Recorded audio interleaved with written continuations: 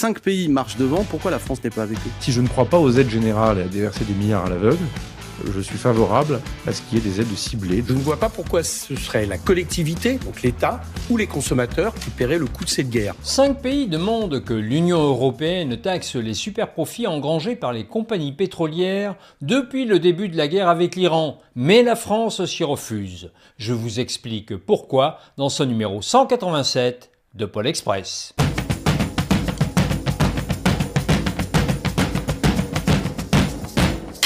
Ils sont 5 pays de l'Union européenne à réclamer une taxe sur les superprofits des compagnies pétrolières. L'Espagne, l'Autriche, l'Allemagne, l'Italie et le Portugal en ont exprimé la demande par la voix de leurs ministres de l'économie respectifs vendredi auprès du commissaire européen au climat. Dans leur courrier, les 5 ministres estiment qu'une telle taxe enverrait un message clair selon lequel ceux qui tirent profit des conséquences de la guerre doivent faire leur part pour alléger la charge pesant sur le grand public. La semaine dernière, le prix moyen du litre de gazole a atteint 2,18 €, un record absolu depuis 1985. Pourtant, l'Union européenne s'approvisionne pour l'essentiel en dehors du Moyen-Orient. Il n'y a aucun risque de pénurie pour l'instant. Mais la guerre a fait monter les cours. Pour contrer l'envolée des prix, le gouvernement a débloqué 70 millions d'euros en direction du transport routier et de la filière pêche. Les agriculteurs bénéficieront en outre d'une remise de 14% sur la taxation du gazole au mois d'avril.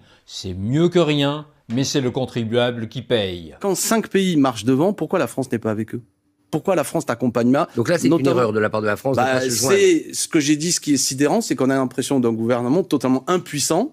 Là, alors, c'est pour ça que j'en reviens aux mesurettes. 70 millions, pourquoi pas, mais enfin, ciblé sur quelques commerçants, etc. Mais enfin, finalement, ce chiffre, il est totalement ridicule par rapport aux besoins. Selon l'ONG Greenpeace, les compagnies pétrolières ont engrangé depuis le début du conflit un profit supplémentaire de 80 millions d'euros par jour en Europe. Largement de quoi passer à la caisse quand les consommateurs n'ont plus les moyens de passer à la pompe. Je ne vois pas pourquoi ce serait la collectivité, donc l'État, ou les consommateurs qui paieraient le coût de cette guerre.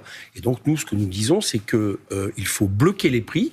Il y a un article du Code de commerce qui le permet, le L 210-2, je veux être exact, qui a déjà été utilisé au moment de la guerre du Golfe, qui a été utilisé en Guadeloupe, qui a été utilisé pour d'autres produits au moment du Covid, et pour que ce soit, j'allais dire, qu'on cible ceux qui vont payer, de bloquer les marges, et en l'occurrence les marges des raffineurs. Comme l'ont rappelé les 5 ministres au commissaire européen, une taxe sur les superprofits avait déjà été mise en place en 2022 pour contrer la flambée des prix après l'invasion de l'Ukraine par la Russie. Cette contribution concernait les bénéfices pétroliers supérieurs de 20% à la moyenne des 4 années précédentes. Ces superprofits étaient taxés à 33%. Le problème, c'est que ce dispositif n'a pas rapporté les sommes espérées. Bercy tablait sur 200 millions d'euros. Le Trésor public n'a finalement encaissé que 69 millions. Pourquoi ? Tout simplement parce que les grands groupes réalisent leurs profits hors de France. Pour vraiment taxer Total Energy, par exemple, il faudrait prendre l'ensemble des bénéfices réalisés par les différentes entités du groupe.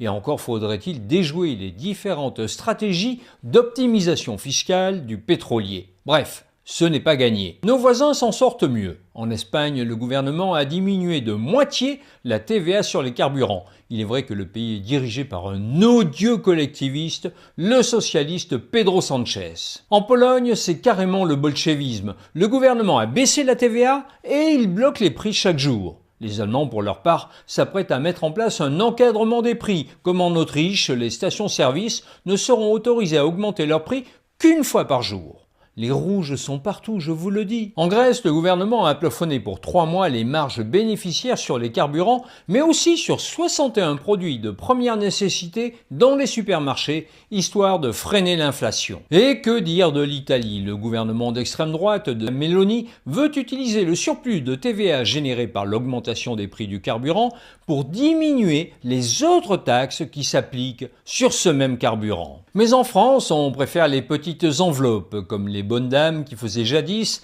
la charité à la sortie des églises. Si je ne crois pas aux aides générales et à déverser des milliards à l'aveugle, je suis favorable à ce qu'il y ait des aides ciblées. Donc, des ministres ont reçu un certain nombre de commandes pour me faire de nouvelles propositions en début de semaine prochaine, notamment vous en avez cité peut-être quelques exemples, mais des Françaises et des Français, des concitoyennes et des concitoyens qui ne peuvent pas faire autrement que de rouler. Pourquoi le Premier ministre s'obstine-t-il à refuser un plan d'ensemble? Parce qu'il doit composer avec la hausse des taux d'intérêt entraînée par le conflit. La France devrait ainsi payer 1,5 milliard d'euros d'intérêts supplémentaires dès 2026. Et en 2027, l'addition s'alourdira de 4 milliards. La seule charge de la dette deviendra alors le premier poste de dépense de l'État devant le budget de l'éducation nationale ou celui de la défense. Pas question par conséquent d'en revenir au quoi qu'il en coûte de la période Covid. Pas question non plus de mettre à contribution les ultra-riches ou les grands groupes pétroliers. Ce seront donc les plus modestes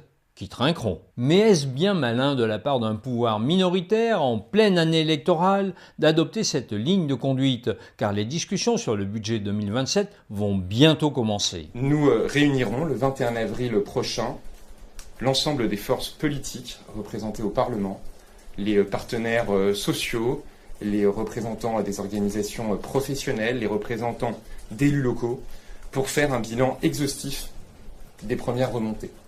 Ce que nous savons et ce que nous ne savons pas. Les différents scénarios et leurs impacts sur la situation économique et sur la situation des finances publiques. Cette aimable consultation s'annonce haute en couleurs, car les tartarinades de Donald Trump masquent mal son incapacité à sortir par le haut de la guerre avec l'Iran. Le conflit est parti pour durer. Tôt ou tard, le gouvernement devra lâcher du lest s'il veut atteindre 2027. Merci d'avoir regardé cette chronique chocolatée. Si elle a été à votre goût, mettez un pouce et partagez-la. N'oubliez pas de vous abonner à la chaîne si ce n'est encore fait. Et pour nous soutenir, c'est sur DonorBox que ça se passe. Vos dons restent notre principale ressource. Contrairement à d'autres médias, indépendants ou pas, aucune subvention publique ne vient boucler nos fins de mois. On aimerait bien pourtant, mais que voulez-vous, on doit avoir une sale tête. On se retrouve jeudi pour le Bourbon de Sèvres.